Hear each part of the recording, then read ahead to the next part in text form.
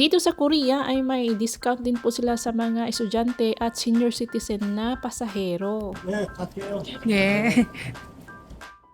And today po ang uwi ni brother-in-law papuntang Japan. So hinatid namin siya dito sa terminal. 울지 마라. baka iiyak na naman yan sa airport. Welcome to our life in Korea. Simple life, farming, and family. Subscribe and join us! Hello mga kabisdak! Welcome back to our channel. This is Bisdak in Korea Vlogs. At welcome po sa ating buhay probinsya, buhay bukid sa Korea. In today's video ay ihahatid natin si Tiago na Jubunim, si kuya ni Daddy Insoy. Opo, loading pa tayo kasi medyo malamig. Malamig at early in the morning pa mga kabisdak. Si Little Insoy, after ko siyang hinatid sa school, after dumating yung kanyang school bus, is dumiretso ako sa bahay ni Bianan at hinatid po namin si Tiago na Jubunim sa terminal. Bus terminal dito po sa aming bayan. With Daddy Insoy, syempre. 2 araw lang po ang bakasyon ni Tiago na Jubunim. Tapos today po, araw ng Monday, araw ng Lunes, ang kanyang lipad pabalik sa Japan. Universal pala itong kapag estudyante ka or senior citizen, may discount ka sa bayad sa pamasahe. 네, 갈게요. 예.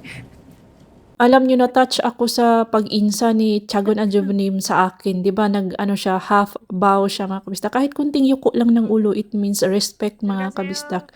Na-touch po ako dahil isang sister-in-law lang ako mga kabistak. Hindi niya po ako kadugo at hindi ako big thing ba, big deal. Pero nakita ko yung respeto sa kanya. Na-touch ako guys. So ganyan po ako kapag ma-touch, pupunta siya flower shop, charis. Bumalik kami ni Daddy Insoy. Di ba pumunta tayo dito last week? Wala yung may-ari. This time, naabutan na namin yung may-ari. Tinawagan talaga namin kasi may number doon sa labas ng kanyang farm.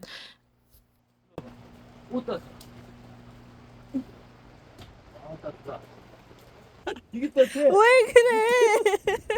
따뜻해. 없잖아. 안녕하세요.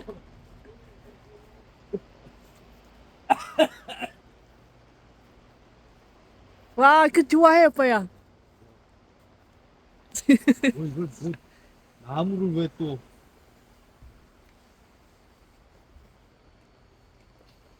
Type ko din po itong San Francisco pero mas gusto kong magkaroon ng rubber tree kasi I heard easy lang siyang i-care. 이거.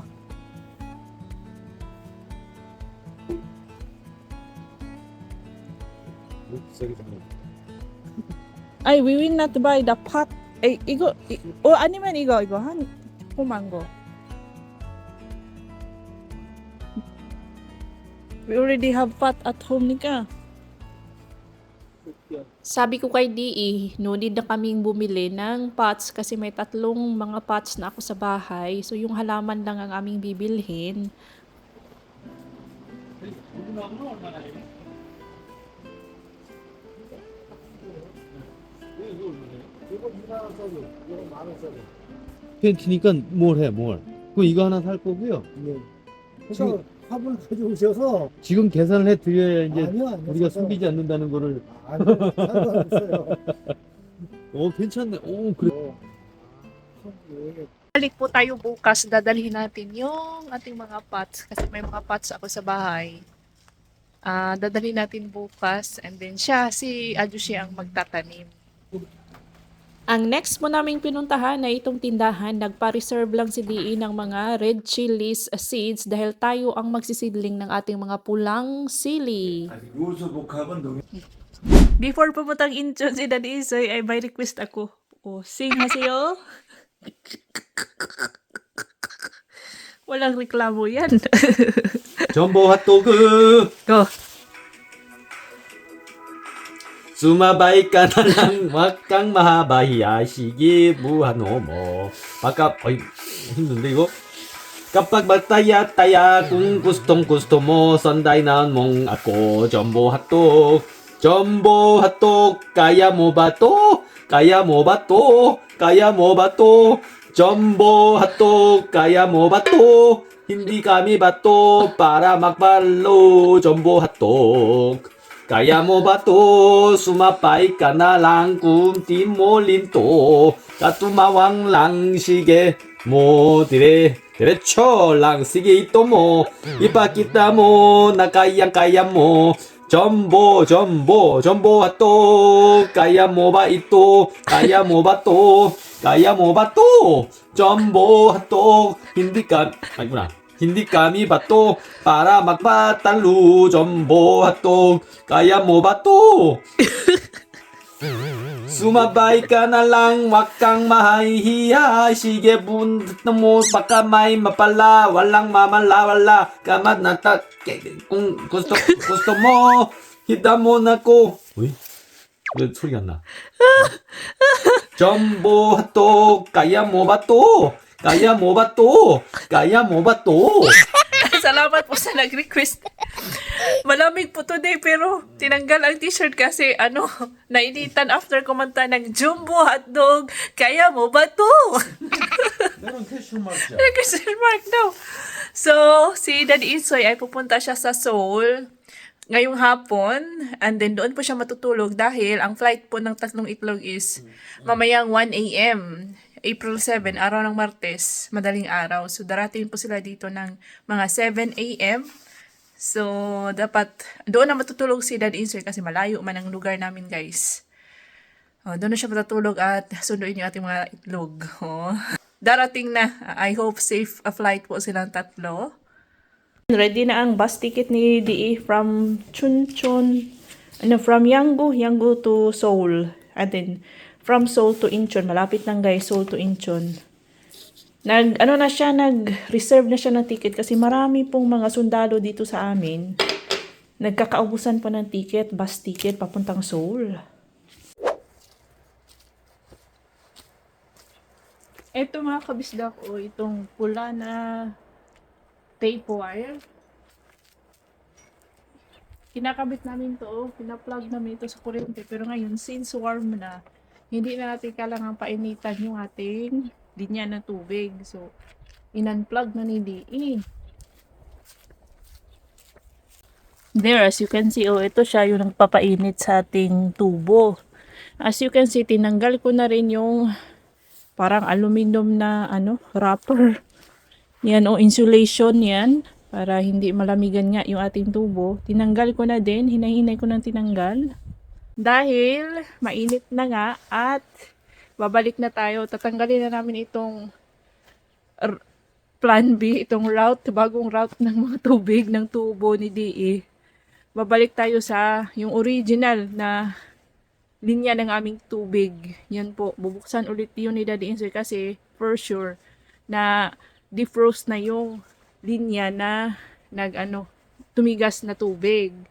Simula natin yan soon dahil darating naman yung tatlong itlog. Bukas may katulong na si DE sa sa paggawa nitong ating tubo, sa pagligpit, pagtanggal at pagbukas ng linya, ng original na linya ng ating tubig. So, si Milik habang nag-vlog ako mga kabisdak, paano din siya? Naglalambing din siya. Ito po yung ating unang indoor plant. Nung lumipat tayo ng bahay, ayan, nalanta. Nabulok talaga siya guys dahil nga na sobrahan ng tubig. Ayan, namatay siya, nabulok. Wala, sayang yung ating 60,000 Korean won. Kasama na po yung pot. So ngayon, tatlo po ang ating bibilhin bukas. Yung nakita namin kanina, may nagustuhan akong tatlo. Isa, dalawa, and then tatlo yung ating pots. Yung mga malalaki like rubber tray, ito. Tapos yung isa pa na gano'n na pa-heart yung leaves dito. At yung maliit na kulay yellow dito. Hugasan ko lang siya guys kasi natambay ito sa labas. Nilinisan po natin para diretso na pasok sa bahay bukas. Sabi ni Ajushi, dalhin daw namin ang mga pots doon sa kanyang farm bukas. Kasama na po sa service niya yung pag-repotting. Ang bigat! So, dadalhin po ito ni DE. Dadalhin po niya ang truck. Ikakarga niya ito. Mamaya.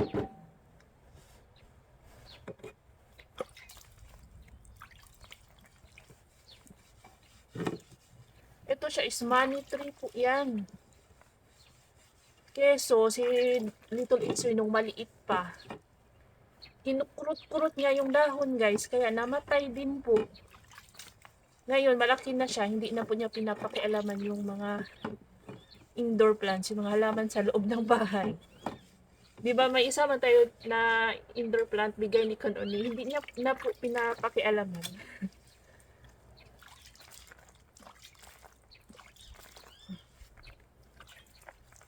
Okay.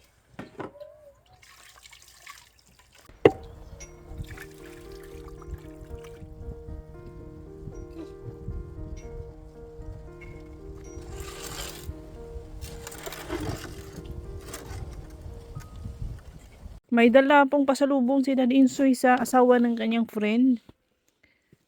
Sa mga nagtatanong, i-close up daw para ma-sure kung ano ang tsura ng wild lettuce. Ito oh.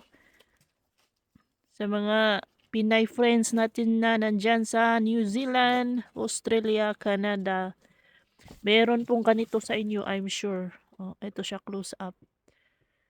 Yan po ang native wild lettuce.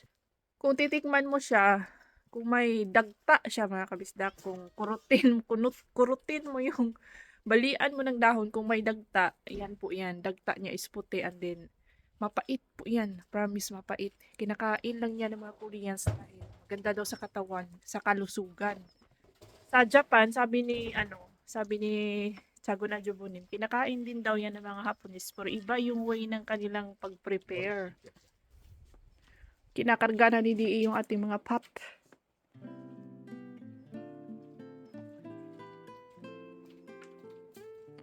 You will use the truck, Anya?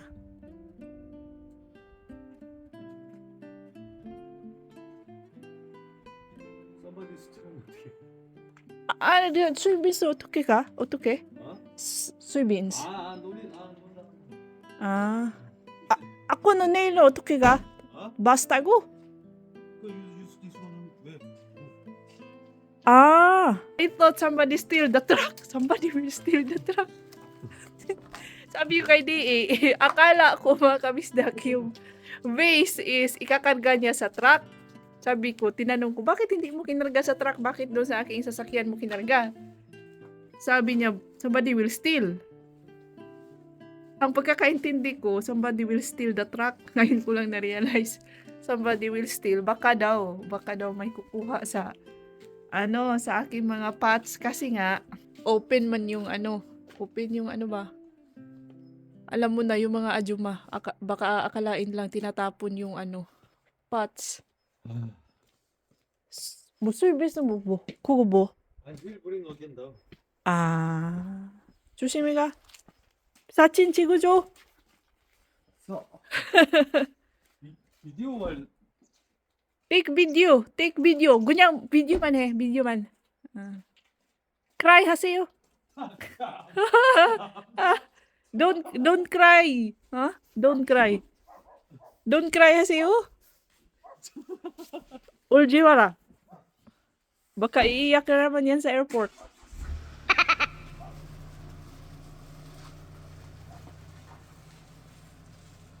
Pupunta pa yan sa bahay ni Bianan. Magpapaalam yan, guys. Pupunta siya sa bahay ni Bianan. Ako din pupunta doon. Didiligan ko ng, syempre, didiligan ng tubig. Didiligan ko po yung ating sinidling na mga Pinoy gulay. At ipapakita ko na rin sa inyo, guys, yung ginawa nila kahapon ni Chagon Adjubunim. Yung strawberry, yung result ng kanilang ginawang strawberry planting in Japanese style. Ayan siya, guys, oh. Yung mga strawberries dito, nilipat po nila. Yan, nilipat po nila dito sa baba. Maganda daw kasi ito, sabi ni Adjubunim. Ito ba? Instead of yung plastic mulch, ito kasi organic daw. Yung parang sako na sinisila ng kopra, yun. Kaunti lang naman yung kanilang strawberry tinanim. Ayan, remembrance ni Chagon Adjubunim this year na pag-uwi. And tadang! Ang ating cabbage, ito po ay cabbage. Mabilis pala tumubo ang cabbage.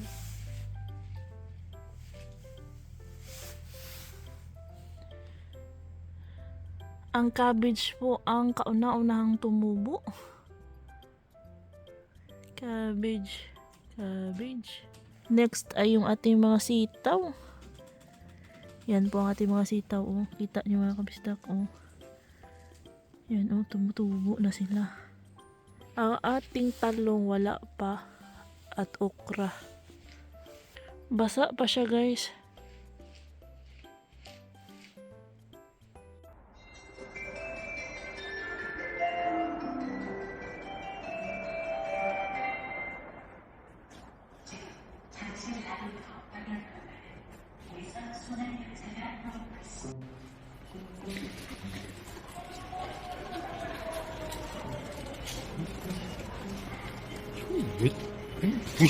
이걸 왜 찍어? 나 씨발 나 웃겨 죽겠네. 어? 웃겨 죽겠어 이거. 아주 그냥 이걸 왜 찍냐고. 야, 이거 쪽발인지 뭔지 하여튼. 아, 이거 쪽발이다 이거. 아.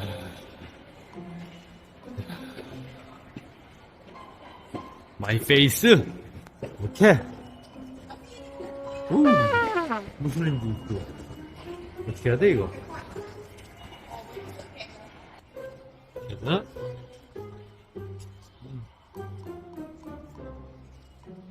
세대장. 아 어려워. 아이라비오 이거.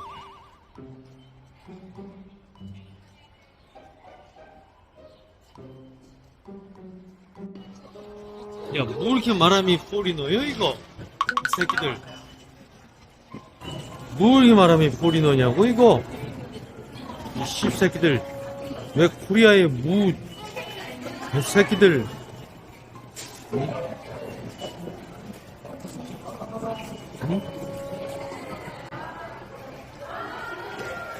At ayan, so alam nyo na po ang susunod na vlog. Ang pagdating ng tatlong itlog. So stay tuned.